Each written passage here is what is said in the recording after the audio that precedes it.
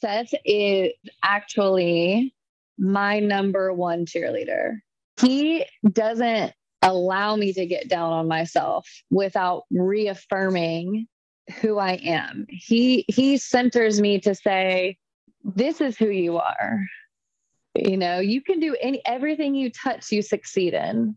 He reaffirms me today I could probably count today 6 messages where he's like, you are such a rock star. You are rocking this day. Or I can't believe I get to have someone like you in my corner.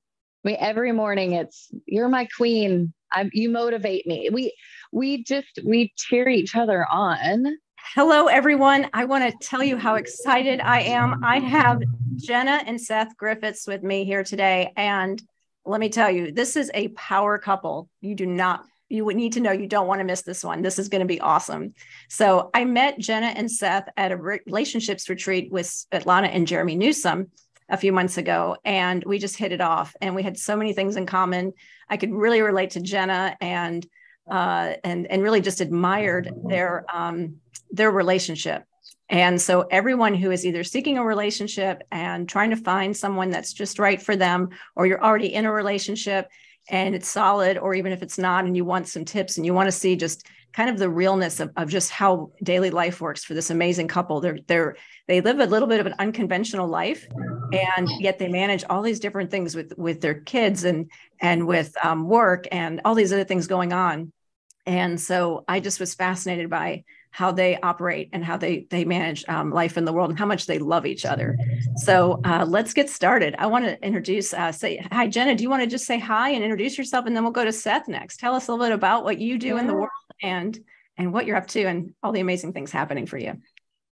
Yeah, thanks, Jill. I'm really excited to be here with my divine king, talking to you today, Jenna Griffith, and Nashville native. And I do a lot of things. My day job is commercial real estate, but I really focus on working with women. I've been doing it for almost 10 years now, just really helping women break out of their comfort zones and really chase the life that they want. So amazing. And you have a son, Zachary. Yeah, we have 4 kids between the 2 of us. So we have 1 left at home, and Zachary is our youngest at 15 years old. So we're super close to being empty nesters, but not quite there yet. Maybe I heard with Jill earlier a little bit about Zachary. Why don't you go into detail just real briefly about him, because he's so special. Yeah, I was just gonna let her ask me into that. Yeah, we can do that, and I would love to hear that. Yeah, and I'd like to hear from Seth, and then we'll go back and we'll go into more detail. Seth, tell us a little bit about what you do in the world. And I had a privilege of talking to you earlier a little bit more about what your background is, and just wow, all I can say is thank you for everything you do and have done to help others too. Just like Jenna, you both saving the world. Yeah, thanks, Jill. Thanks for having us on too. It's the connection between couples or between friends and family is so important. And Jen and I just want to be able to help anyone, strengthen their relationship, strengthen their communication. And it's amazing. I'm part of an organization called Aerialrecovery, and we have 3 primary pillars. So we respond to both natural and man-made disasters, both in the United States and around the globe. We are very passionate about helping eradicate and make everyone aware of human trafficking and the issue that is in today's world. And then we're very, very passionate. I say this one for last. We're very passionate about our veterans, and we have a program called Heroes, where we want to help heroes, veterans, first responders be better assets and help them pursue their passion and purpose in life. Wow, that's amazing. Thank you so much for that. I've had in my family, every man, in every war, I've had someone in my family, at least one member of my family, serve in a war, and it's such an honor. I'm so grateful. And yes, I think 2 days ago they designated the president designated it Vietnam Veterans Day, and so I might thank my dad for his service because he was in the Vietnam War, and And I just thank you for everything you're doing and what you're continuing to do, even after the fact, and helping veterans find purpose again. So we can get into that in a little bit. But I want to go back to Jenna and tell us some more about your family. I know you've got lots of great things that you're planning. And then once we go through that, I'd like to ask you some questions about your relationship, what makes it tick, how it works, and just really get into some of that too. Yeah. So,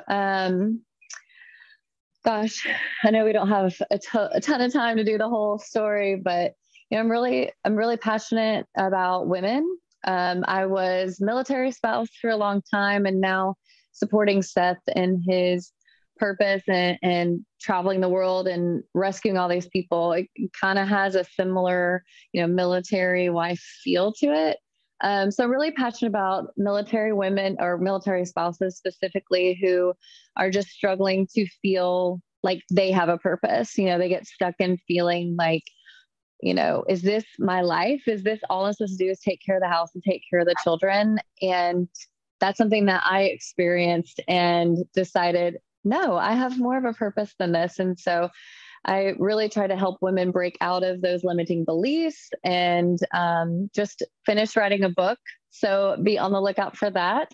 I've got to name it still. So hopefully whoever watches will subscribe and follow along so that we can announce that later on. But Yes. Aside from just being really passionate about women and helping strengthening women in their confidence, I'm very passionate about autism.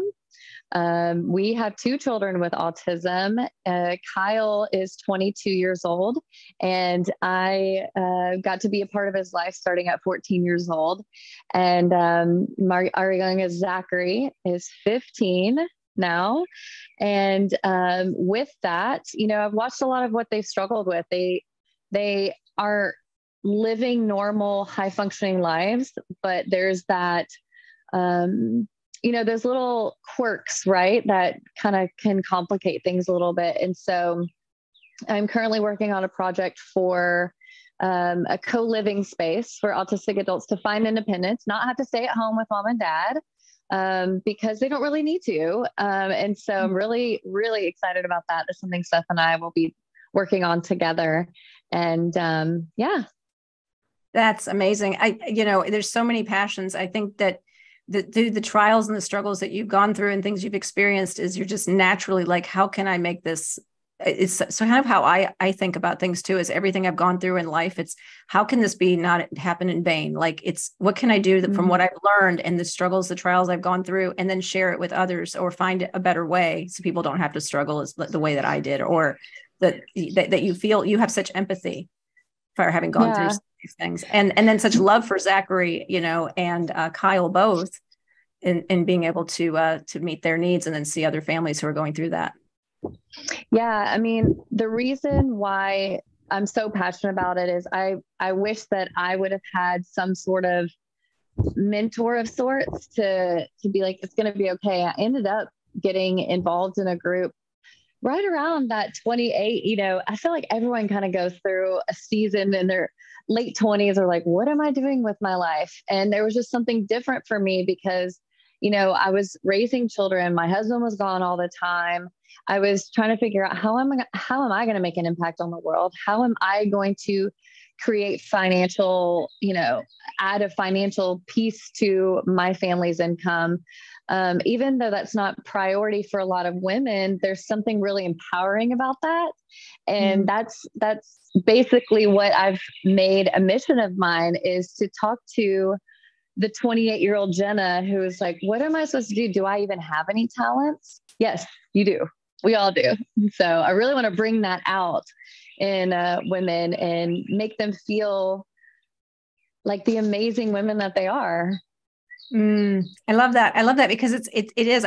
I can recall it, even having lost my husband 7 years ago, that's something that I felt a need to do, as I saw so many women, and is sort of that, like, who am I now? What's the identity? We lose at different stages in life. Sometimes we have life changes, kids leave the home, and then it's, a couple, or in your case, being at home while he's away. And, how do you feel, relevant, or that there's a purpose for you more than just sometimes taking care of children. And that is a beautiful message. And I hope every woman who is feeling that right now will get your book and will also follow you. And we'll definitely add links as you're, once this is published, we'll go and edit it and add the links to it and make sure that we can promote that for you as well. Maybe do a follow-up too with you. And I'm talking amazing. Some more. Yeah, that'd be awesome. That'd be awesome. So Seth, how do you, I know when we met, we were talking and you guys were sharing a little bit about just the challenges, I think, of anyone who's either in the service or they're married to someone who's not always home and present. How do you deal with that on a regular basis? I know we talked about it a little bit at the retreat, but for the sake of the listeners, the viewers, what is something that you feel like you could share that would be a secret or a gift or something that you learned over time to still feel connected even when you're not together? Yeah, that's such an important aspect of how Jenna and I stay sane. And it's something that me specifically, I'm striving to be a better communicator each and every day. You can get tunnel vision real easy. You can get bogged down with work. You can get caught up in chaos, travel, meetings, you name it. And I need this reminder too, so I'm speaking to myself as I say this. It takes 15 seconds to send a well thought out text or a voice memo. Hey, I'm going to be heads down for a little bit, or I'll be unavailable. As soon as I get a chance, I'll get back with you. Communication through busy times, especially with travel and stuff, is key.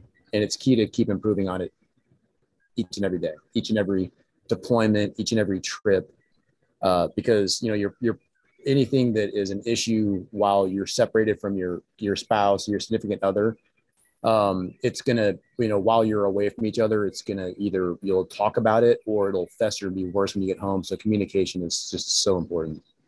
And having your stuff, your loose ends tied up back home, and being able to support each other while there's distance between you is critical as well. Yeah. Jenna, have you felt that? Have you felt good, like safe, and over the years, I know you've had moments where you probably didn't always feel connected, but how are you dealing with that? How do you get through those moments when you can't talk to Seth? Now, another thing I would say real quick about this is that if any man is saying, I have business trips and I travel and I can't always call my wife, Seth is like he often can't at times can't, because he's on missions that it is unsafe for him to contact people. So I think if Seth is finding time to send a text, I think you are then everyone should find time. So I want to say that first of all, but that's incredible. Yes. Yeah, I would definitely second that because it's different. Sometimes he's on business development trips, and if the communication is not very strong, then I'm like, hi, you can take the few seconds out. And, when he was in Turkey, I didn't get a lot of time with him, but I knew, well, he's not like readily by his phone being able to text at any time that he pleases, and I'm just going to be transparent here. It's not always easy. It still is not always easy. And I've had to do a lot of personal work myself to feel safer, because when we put all of our safety in someone else, we're setting ourselves up. We need to figure out how to put safety within ourselves so that when those times come, we can recenter, okay, who is Jenna? And, for me, I feel safe in myself and with God. So I know that I can draw upon that in those moments of feeling unsafe. And the best way that I do that is to focus on what is true, because your mind will go down so many different dark rabbit holes based off your own trauma. And sometimes even the trauma of someone that you are really close with. If you've had a friend whose husband cheated on her, you will start putting those ideas into your mind too, and think, well, what if it's happening to me? And when you do that, it's a dangerous game. You don't want to do that. And the best way to avoid that is finding that safety in yourself. I love that. I wrote that down because I think that is so true. Is when we put our safety or trust in someone else, we're setting ourselves up. That is so well said. And it's not that we are everybody says, the words like codependent, or, I want my wife or my husband to be independent.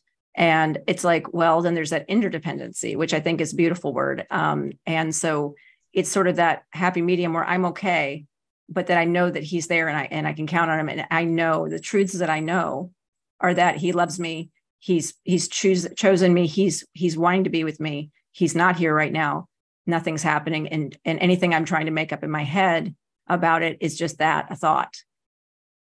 Absolutely. And it's really important that we believe what we're saying, right?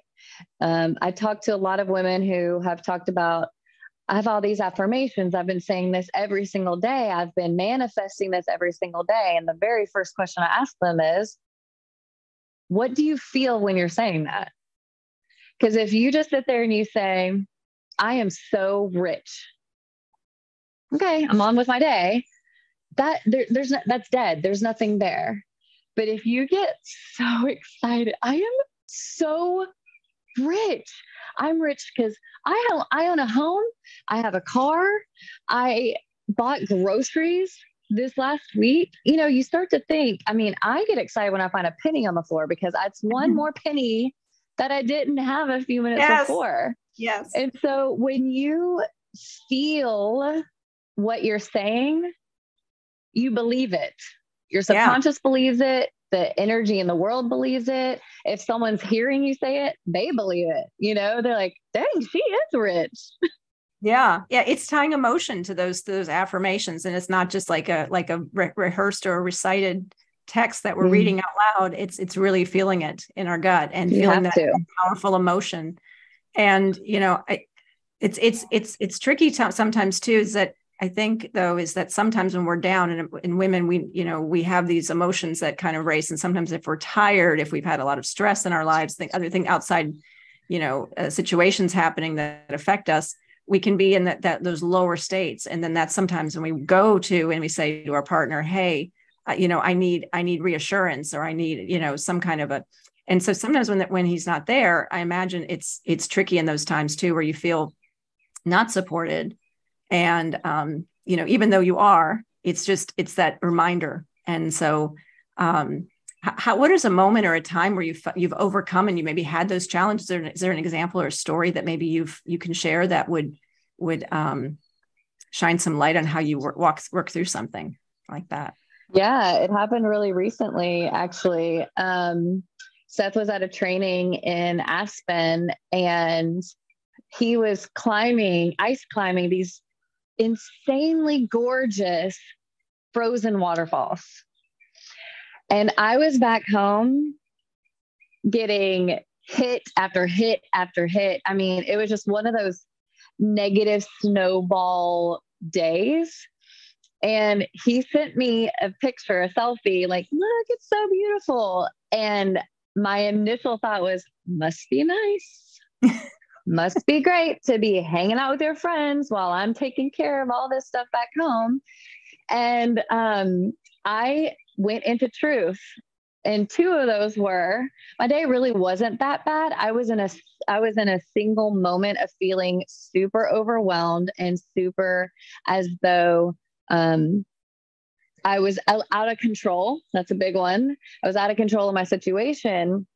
That was the first truth. And the second was, he had no clue what was going on in my world right then. And I have had many moments in the past where I just assume he should know that.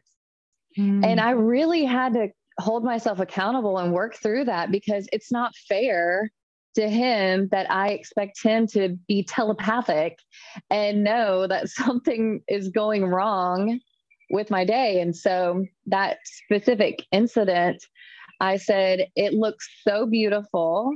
I'm not having the best day. I will text you when I'm ready later. I said something along those lines. And of course he responded his typical amazing, I hate that you're having a bad day. I wish that I can make, men want to fix things. I wish I could make it better. And, but me communicating, hey, this is what's happening. I am needing a second to kind of get my way out of it. And for me, I went for a walk. and I can go on a walk, get in nature. I'm good to go. And I actually ended up texting him after the walk saying, okay, I'm recentered. That looks so cool. I want to do that too. And so sometimes it's easier than others. Few weeks earlier, it really was not that case. I was very upset and cried to him and said, I need reassurance right now.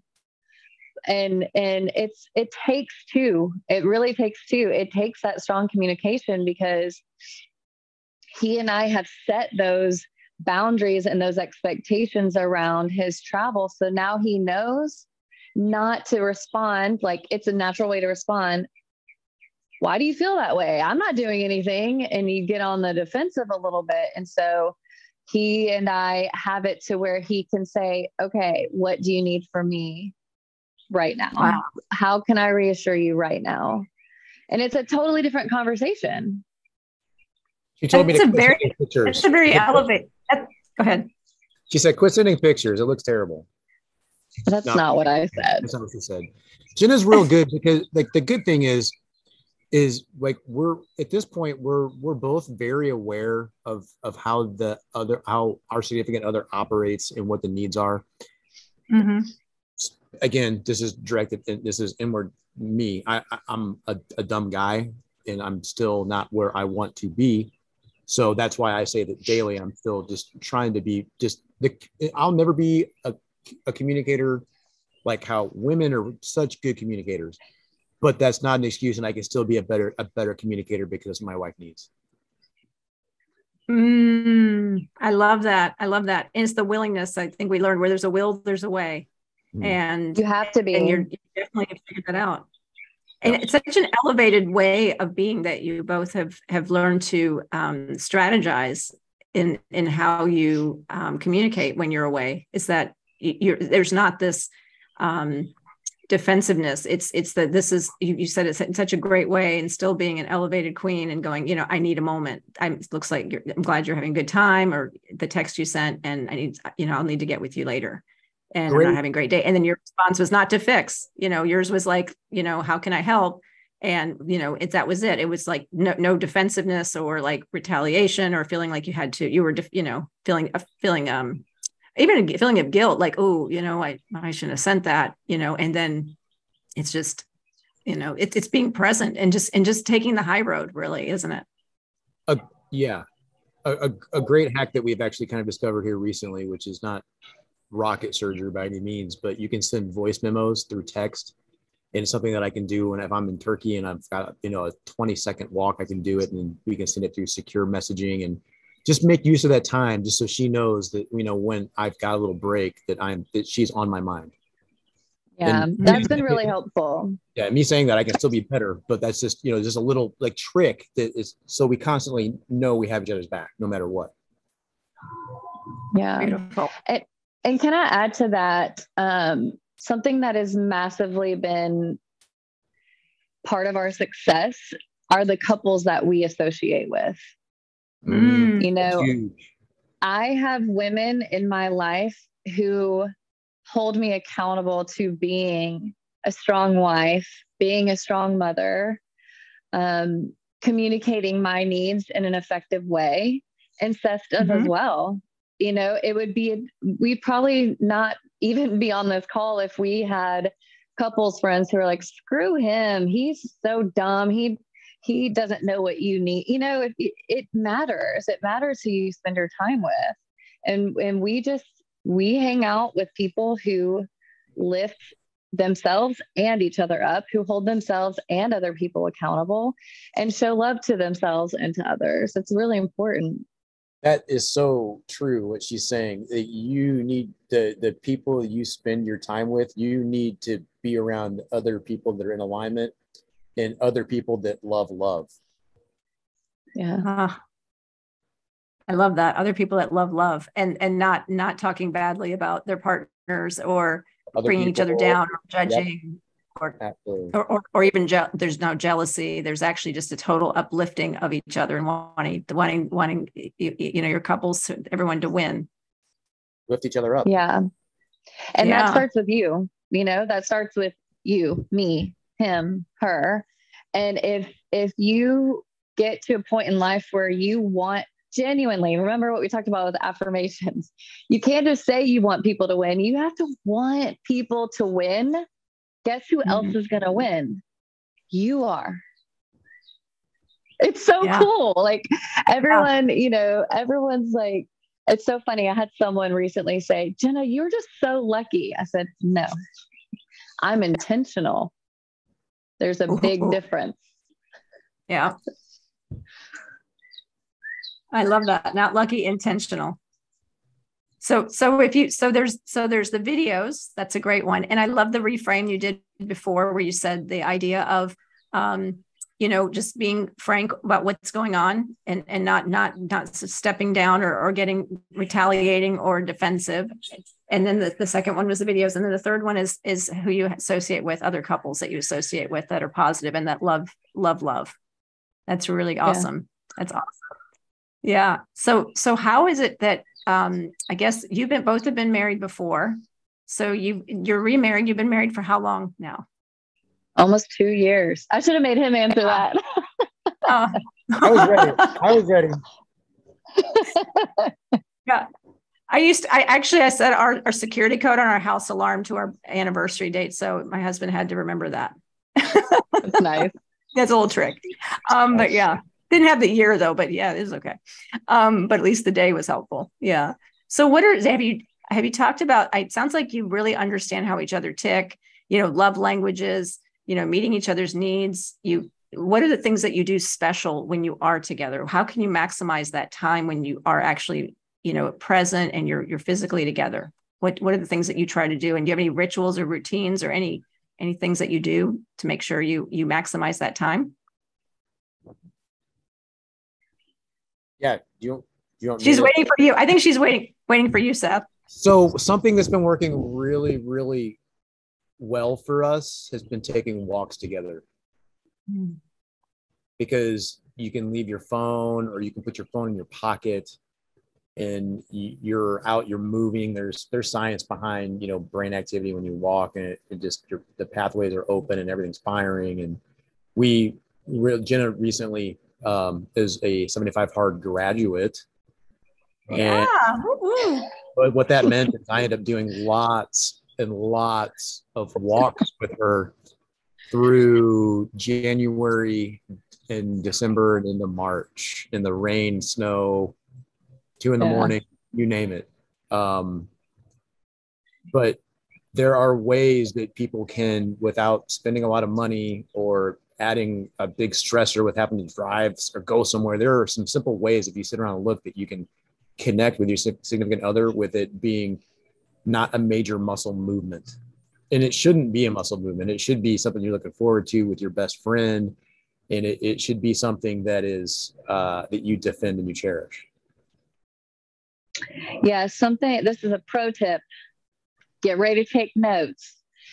Nothing opens up a person more than taking them on a walk, because you're not having that face-to-face interaction. It really lowers the defense mode in people's nervous system, so where they don't feel like they're being questioned or interrogated. So it's a great tool to use for your children, people. I'm telling you, when I need to get something out of my kids, I'm like, hey, you want to walk down to the mailbox? Now our mailbox is a mile away, so it is a long walk. So I'll say, hey, you want to walk with me down to the mailbox? And then I've had the most beautiful conversations with my children just walking with them. And Seth and I have beautiful conversations walking with each other. But when Seth and I met each other, we it's been 6 years that we've been together and married for 2. And I know for a fact the only way that we came together as strong as we did is because we worked on ourselves individually before. And I want to note, we each had to hold accountability for where we went wrong in the marriage before. We couldn't bring that baggage to the new marriage. And that was something that I really admired in Seth when I first met him, is he didn't come in like trashing his ex-wife. like, oh, she's the reason, she's the reason. And that spoke volumes to me because he was able to hold accountability for the things that he didn't hold super powerful in their relationship. And so we were able, by doing that, to say, okay, how am I going to be this time? How am I going to hold myself accountable to this new person? And that's really what took us so long, if you will, to get married, because we wanted to work through these things. We wanted to show up because we wanted to show up, not because we signed a piece of paper that said we had no choice but to show up. And we committed to that first. I love that. Wow. That's beautiful. That's beautiful. So it's so key to really have closure and to work on yourself first and individually, and not bring that into the next relationship. Can I add you have to, or you'll have the same relationship. Yeah. Yes. If I could add something to the walking too, walking and just moving in general is good because it means you can eat more food. Yes. That doesn't work for me. I don't know why. No matter how much I exercise, it's like it's a diet thing. But yeah, I'll go with that. I like the walking idea. I definitely wrote that one down. I think that's so cool, and the strategy behind it. So I'll just see about the eating more food. Yeah, usually my walks involve going with friends, and it's like we're going to start here and then end up at this restaurant and then have chicken tenders or fries. There you go. I love that. It's like defeats the whole purpose of the walk, but maybe there was it was a wash. So I got the walk in. Yeah. So I think what's interesting to me is going in a little different direction is how a lot of people, what I'm seeing with you is, even though you have different careers, so to speak, you're not like both working in real estate, or you're both, working in this, at aerial recovery together, is that you both support each other in your missions and your goals and your purpose and what you're doing. There seems to be, and tell me more about how that works with people who have different paths in a way, but yet how do they still feel like we talked about how we want each other to win, is how do you support each other in your, other than just, I'm there for him when he, when he's away, to kind of be the catch-all for things that are going on at home. What do you see maybe in yourselves that you do to help support each other with your dreams? Seth, do you want to go, or you want me to go first? I'll let you go first. I'm going to, if it's okay, speak to Seth and what he does. Seth is actually my number one cheerleader. He doesn't allow me to get down on myself without reaffirming who I am. He centers me to say, this is who you are. You can do everything you touch, you succeed in.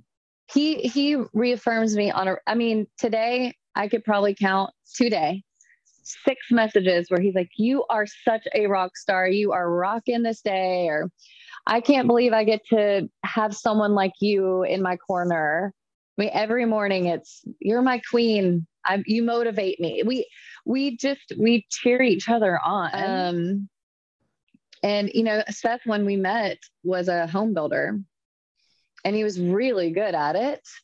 And when he started, or actually when he got offered the job with Ariel, I said, absolutely not.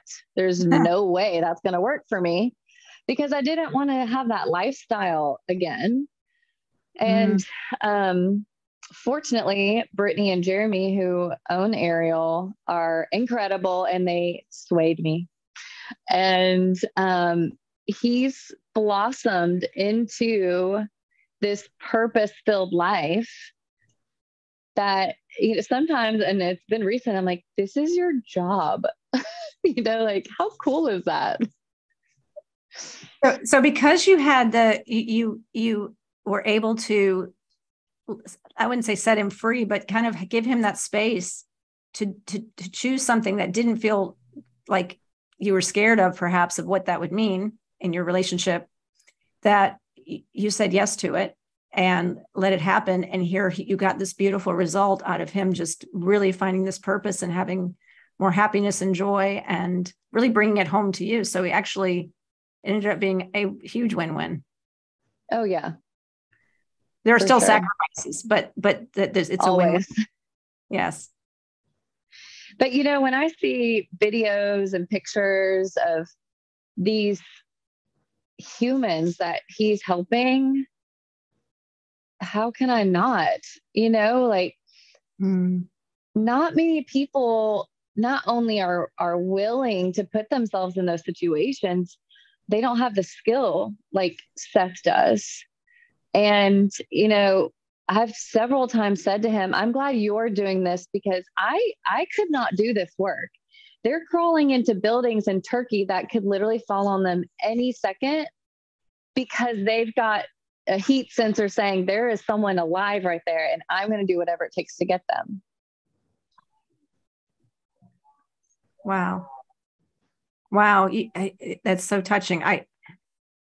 It's hard not to support, but at the same time, it's just got to be the purposes, the things that you are both called to do and that you're doing them and you're lifting each other up. There's, obviously tensions at times, things that are challenging, but sure. It's got to be so rewarding to just be in each other's space and so just blissful I can imagine just the awe that you have of Seth and just thinking, I'm with this amazing man. Look what he does and look what he's willing to do with his life. And Seth, you saying about Jenna is just look at this woman who is taking on the world and wanting to change and help women find their purpose and their passion and not feel like this is it. That's all there is. This is all I got. I got to do this. And you're bringing women back to life. You're showing them what's possible. And it's my favorite thing I always say is when I speak or bring speakers to hear for other people to hear is I want people to walk away saying, this is possible. I can do that. That's what I want people to say and have their eyes open and see a light, see a possibility that they didn't even know about before. And you're sharing that with them right now today. And I'm so grateful. It's extremely possible. And the thing is that relationships take constant work and nurturing. You can have an amazing marriage and still have a counselor because it can still be better. And we have we have an amazing counselor. We have an amazing counselor who each time we talk to her, it makes Jenna and I both look inwardly and be like, yeah, I definitely understand and I resonate with what, she's so centered on communication and, the relation, everything revolving around the family. That is your priority. People will identify with their job. People will identify with a purpose, but the people, everyone in your family is gonna be crying at your funeral. And it's just so important to, and again, this is coming from me, who I do get tunnel vision real bad, but your family has got to be number one. You got to be a hero at home first. And if you're not doing that, you're missing the mark. And one day you'll look back and just be like, dang it.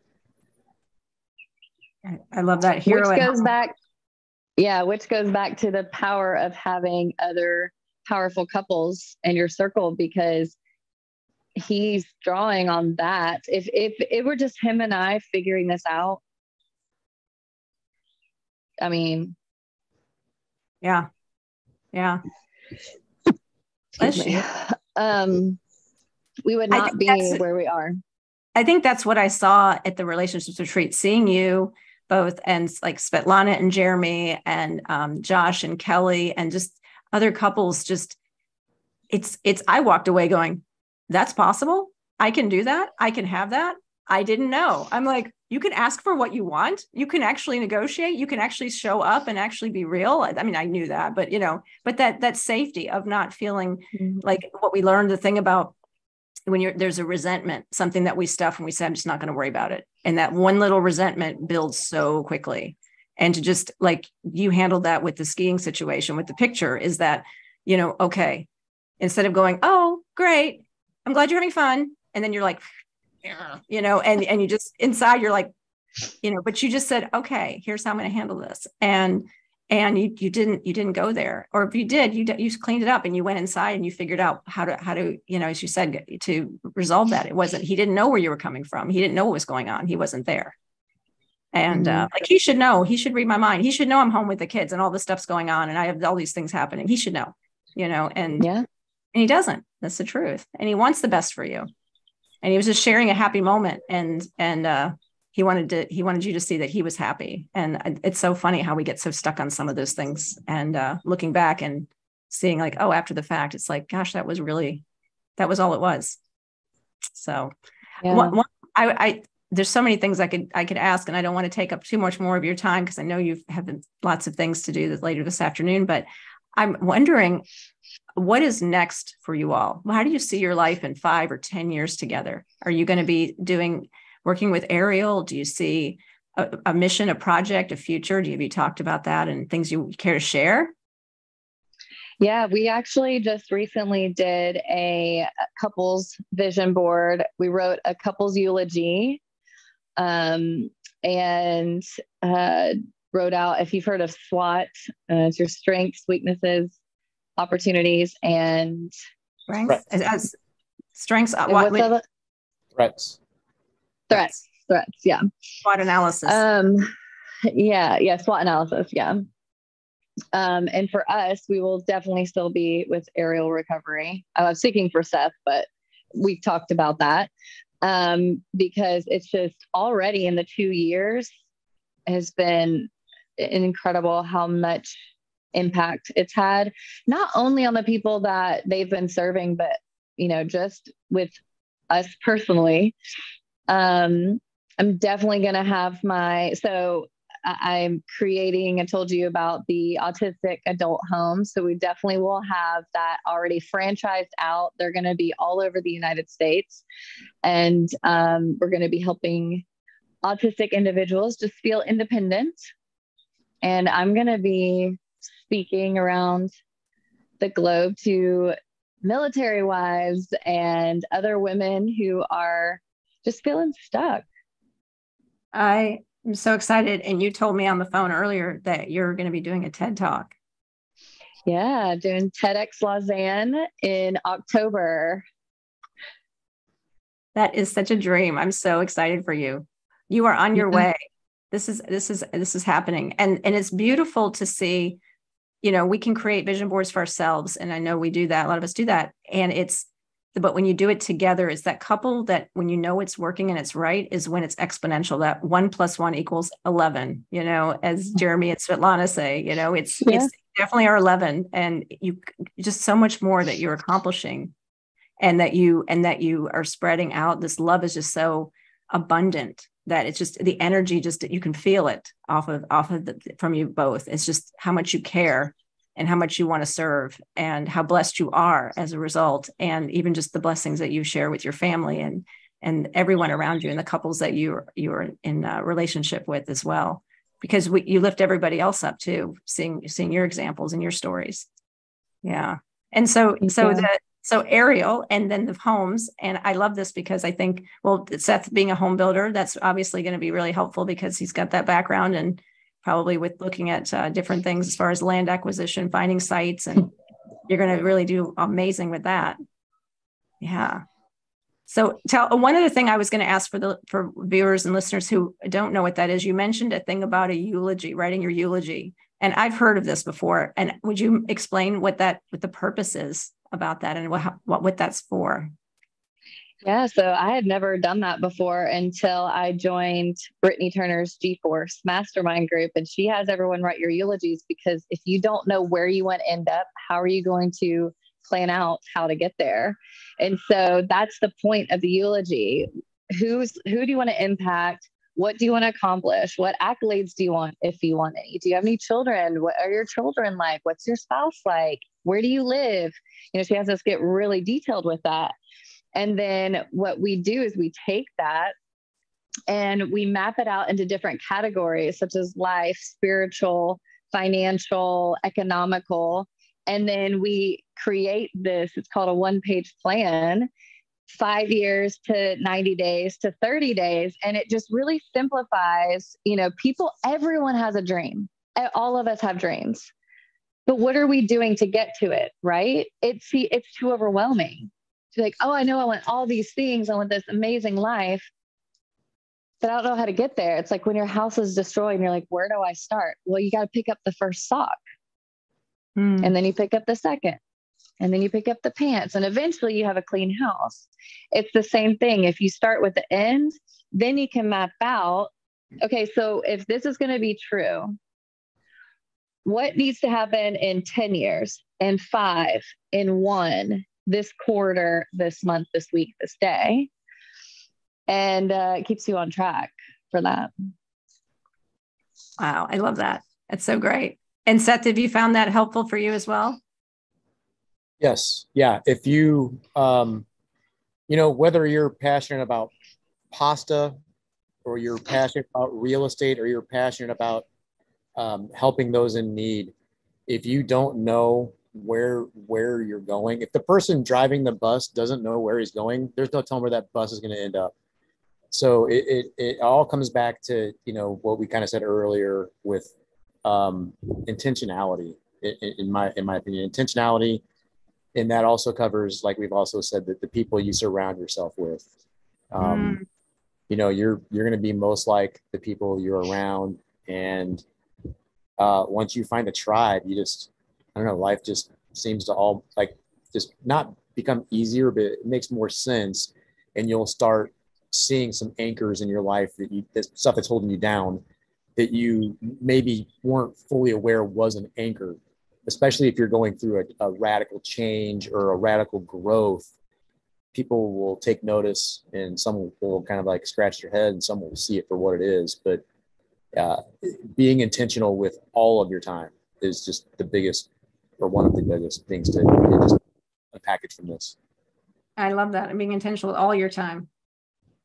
I would love to ask you, Seth, is how for men that are out there that feel like they're working in their job, they're supporting their family, everything's great from that standpoint, but they don't feel fulfilled. Maybe they're saying, I know I'm supposed to be doing something else, and I really want to make this change, because you've been there.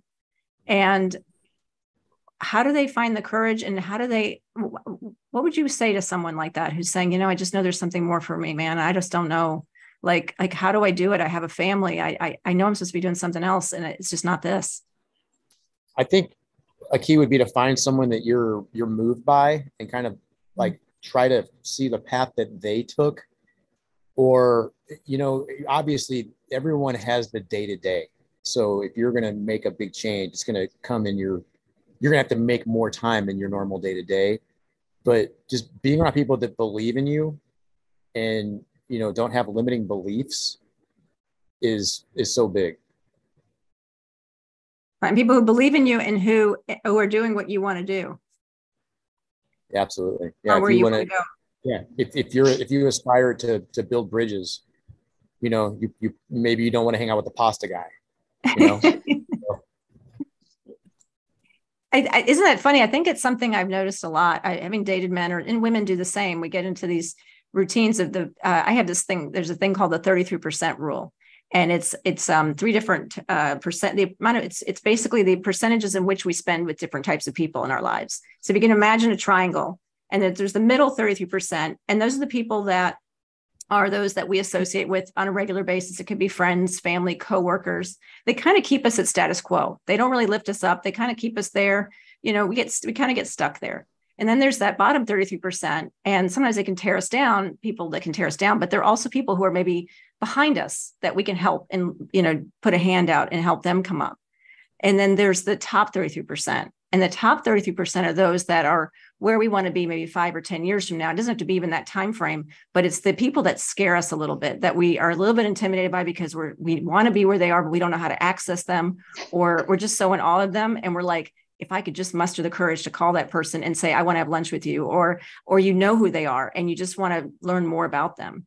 And so there's this balance. And I think so many times we stay in that middle 33% because we're afraid of of that challenge. And I might have to leave, or some of the people might judge me in my middle 33% if I start up leveling a little bit and start hanging out with other people. And that's that circle of couples that you mentioned, that, you're choosing that top 33% of those couples in your life. So that way you're staying in this mindset of, this is where I want to go. And this is that space that's going to up level me, because I'm learning from these people.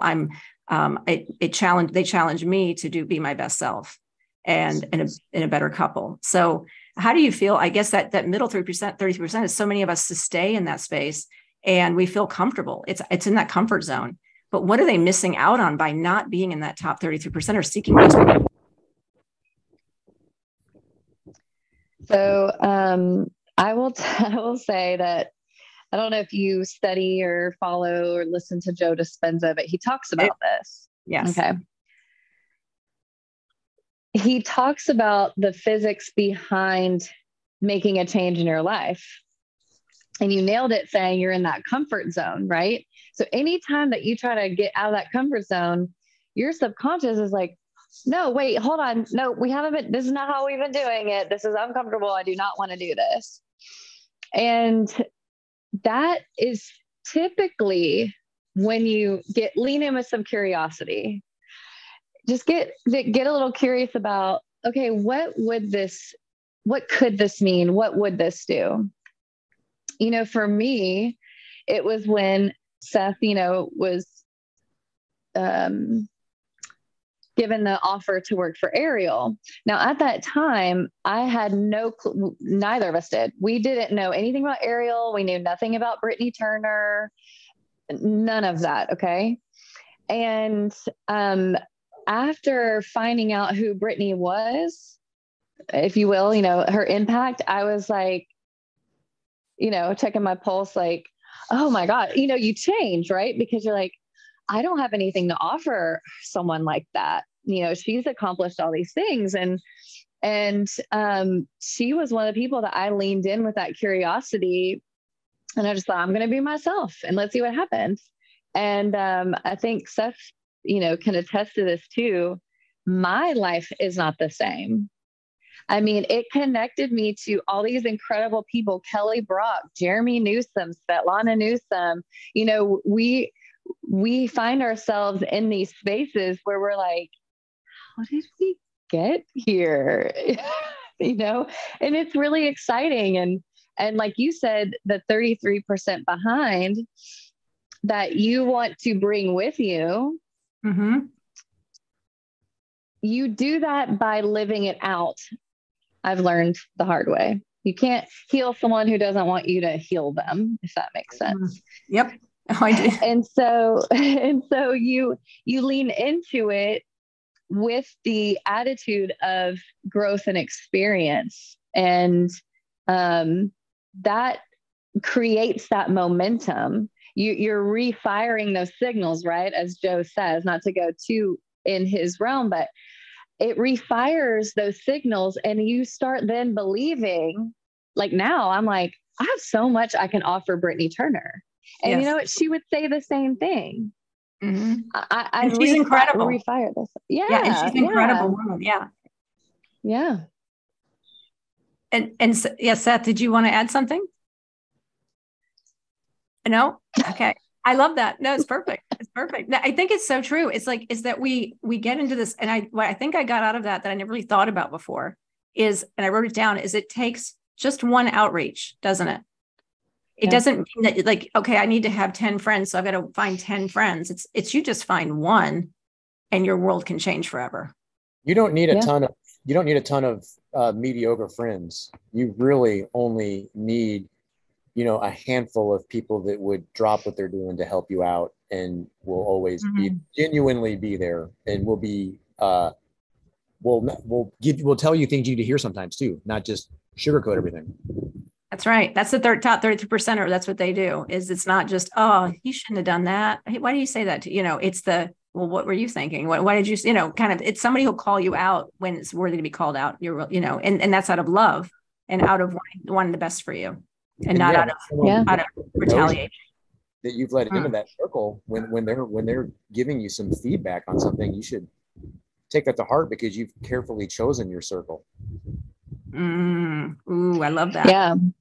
A good way to practice this, this is not something I came up with, but a good way to practice this is next time you go to a coffee shop or you go to place an order or you're at a restaurant, ask for a 10% discount. Okay. Just order your coffee and they'll say, oh, that's $5.82. Could I get a 10% discount? They're going to be like, what? Right? Because okay, why would I give you that? Right. The point is, it puts you in that uncomfortable place subconsciously, that it brings up that fear. So you're then recreating the new pathways to say, see, I didn't die. Oh, I love that. That's You're very gonna get a yes or no. I love that because it's a very similar technique I use when I coach for dating, is that, people are like, I don't want to ask somebody out. It's like, they wait for that perfect person and then they're not ready because you need to exercise that muscle of being social, talk to the women, talk to an older woman in the grocery store line, say hi to a child in the line, you just talk to everyone and open up. And so the exercises, Chloe Madonna, I didn't come up with this idea. She did. She's a very awesome coach and partner with Tony Robbins in certification for coaching. And she said one time to a client, this guy, she said, I can't get a date. He said, she goes, I want you to go to a department store, go to the bottom of the escalator, or is it top? I don't remember. But he said, you need to ask 10 women to go meet you, to have a coffee with you. And your goal is to get 10 no's, not a yes, to get 10 no's. And that's a win, is when you get 10 no's. And it's exercising that muscle of discomfort, that when the right one does show up, you're not going like, I don't know how to talk to this person. It's someone that you really want to talk to, or that you really think could be a match, is that it's so natural. And so you're saying the same thing, is just getting really used to feeling a little bit of discomfort. Yeah. When you're doing that. That's brilliant. Yeah. I love that. So really stretch yourself and be willing to take risks and go for what you want, even when it's scary. Totally. Yeah. Mind is the unknown. Mind is a muscle and it needs exercise. Wow. That's so true. That's so true. Any last thoughts? Anything else you'd like to share that we didn't cover? I would just like to say that it's not possible for, the way every relationship's different. And there's times when, one person will have to take the front seat and the other will have to take the back seat, and there should be a normal ebb and flow, and that should be very seamless, should be a streamlined process. But I couldn't be the person that I am without, my best friend, Jenna, helping me. She picks up the pieces when they crumble, whether I'm ice climbing in Colorado or I'm in a crappy situation in Pakistan, going in, just the conditions are miserable. Having, the right relationship to support your joint passions and your joint adventures is, if you don't truly have your best friend, you're really missing out. I love that. If you don't have your best friend, you're really missing out. And it's worth waiting for your best friend. Or something. I was going to first thank you, my love. I love you. I was also going to add, just feeling led to add for the men out there, there is absolutely no weakness in having accountability and having someone to lift you up in those ways. I think a lot of men struggle with needing to do it on their own. I'm the man of the house, and it's okay to get that help. To me, nothing is more manly than a man who takes accountability and wants that growth. Seth has been that way since the day I met him. Wow. It's accountability, the growth. I love that. And that you do feel, because I know men want their freedom, and it's so amazing, Seth, you feel free, even though there's accountability and expectations that Jenna has for you. Yeah. Yeah. It's, when you're in that relationship, it's not a sacrifice to give up freedom. You still have to practice self-care and still do stuff for yourself. But I mean, I've told Jenna before, it's like, I don't care if we're doing laundry together, I just want to be by you. And I unfortunately just feel like so many people that I kind of question, like, do you guys even like each other? And maybe they don't want to be a statistic, or, it's because of the religious upbringing, but I couldn't imagine not having the relationship that I have. Yeah. I think once you've had a taste of a relationship like what you have, it's just, that's possible. And that's why I love sharing couples stories of like you two, is to see what's possible, is that this kind of relationship, everyone does exist. The Jerremy and Svetlana interview, you two, I have others coming up soon. And I just am always blown away, because we get so jaded and think that it doesn't exist. And it's really just, you said a second ago, Jenna, it's worth waiting for. Mm-hmm. And don't settle. Don't settle. Don't settle ever. And just find someone who really is aligned with you, and you both have the same values and missions, goals, purposes, things that you want to do and accomplish, and that you basically like the same thing, and that you are each other's best friend, that you love spending time together, right?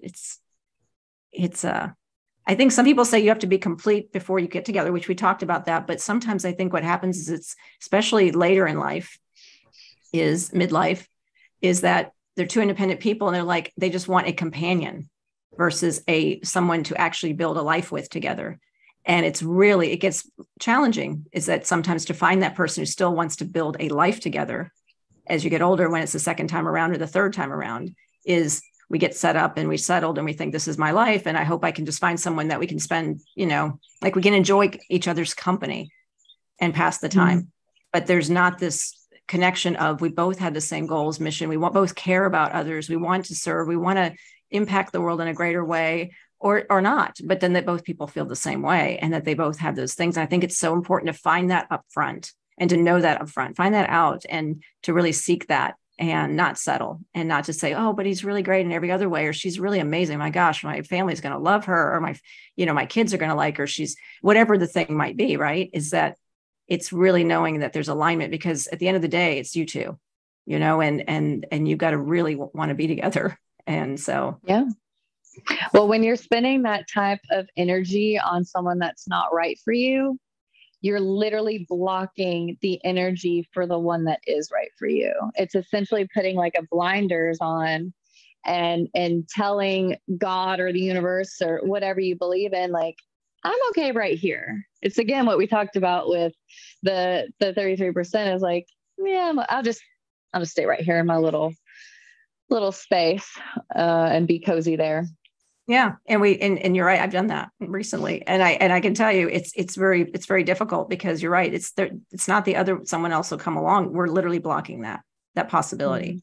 Mm-hmm. And so sometimes it's the scariest thing in the world is I'm reading this book by Brene Brown, Braving, something about willingness to stand alone or something. I can't remember the exact title, but it is so powerful. And it's really being able to be so true to ourselves that whatever we say or who we are, is that even if it offends or doesn't align with anyone, that we're still true to ourselves, and we may be standing alone. And I'm like, whoa. And so it's having that courage to end something if it's not right, and to stand alone, and not go look for someone else while you're in that to try to find the next one, so you don't have like a little gap in there. It's sometimes you just have to be willing to just stand alone. And, but I love the fact that you two have found each other, and that you didn't settle, and that you're making this beautiful life for yourselves, and spreading so much love and joy, and helping serve so many others across the world. And I can't wait to hear about your book. And I can't wait to hear what the title is. And Seth, thank you so much for everything you do with Aerial Recovery. It's an amazing mission and purpose. And Brittany is just an amazingly successful and wonderful human being who's so divine and wants to serve and change the world. And I'm so grateful that you're part of that, and that you're willing to do that, and you're helping so many other veterans in the process, and helping them find purpose. It means so much to me personally. So thank you. Thanks, Jill. And thanks for having us on to share, our kind of like our relationship and just a little bit about us. Thank you. Yes, thank you. All right. Well, you all have a great afternoon and weekend coming up. Yes, you as well. Thank you. We're going to the Bahamas. We're taking a week, and we're going to just go chill out. Woo! Sounds good. Yeah, sounds good.